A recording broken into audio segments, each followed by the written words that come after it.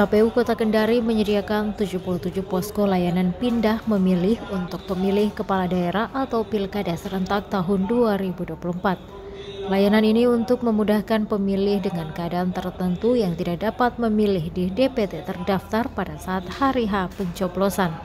Hal itu disampaikan Koordinator Divisi Perencanaan Data dan Informasi KPU Kota Kendari, Hans A. Rompas, pada Kamis 10 Oktober 2024. Layanan pindah memilih diatur dalam Peraturan KPU Nomor 7 Tahun 2024. Kemudian lahir lagi putusan KPU tentang juknis pindah memilih, kata Hans.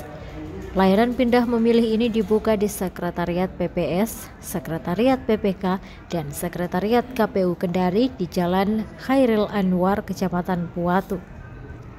Dengan rincian antara lain 65 kelurahan, 11 kecamatan, dan 1 di kantor KPU Kota Kendari, sehingga total sebanyak 77 posko. Layanan tersebut dibuka setiap hari kerja pada Senin hingga Jumat mulai pukul 8.00 WITA hingga 15.00 WITA. Adapun syarat pindah memilih dapat membawa dokumen kependudukan seperti KTP atau kartu keluarga.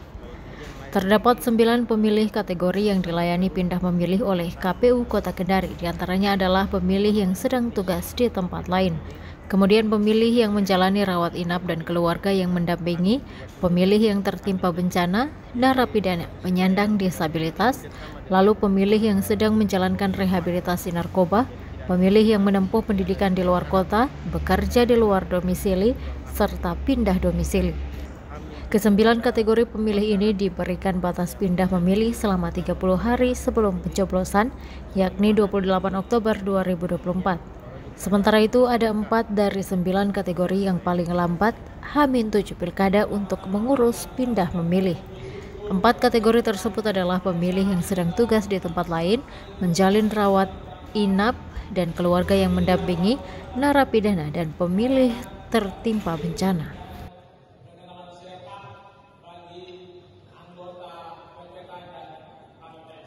Pindah memilih itu sudah diatur di PKPU Nomor 7 Tahun 2024. Lalu kemudian lahir lagi putusan KPU tentang juknis pindah memilih di juknis 799. Jadi H-30 dan H-7. Jadi proses pelayanan pindah memilih ini hampir sama dengan pemilu kemarin.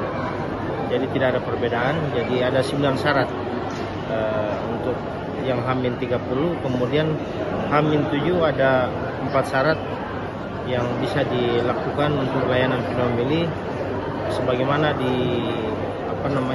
merujuk pada putusan MK terkait layanan pindah memilih. Ketika dia sudah punya KTP di Kota Kendari, dia sudah bisa melakukan pindah domisili yang tadinya mungkin dari wilayah provinsi yang lain atau wilayah kabupaten kota lain.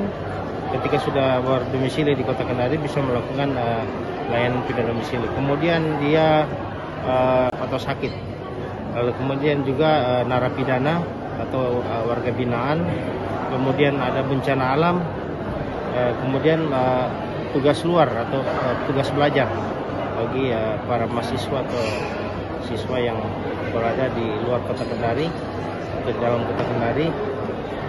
Kemudian ada lagi. Download Tribun X sekarang, menghadirkan lokal menjadi Indonesia.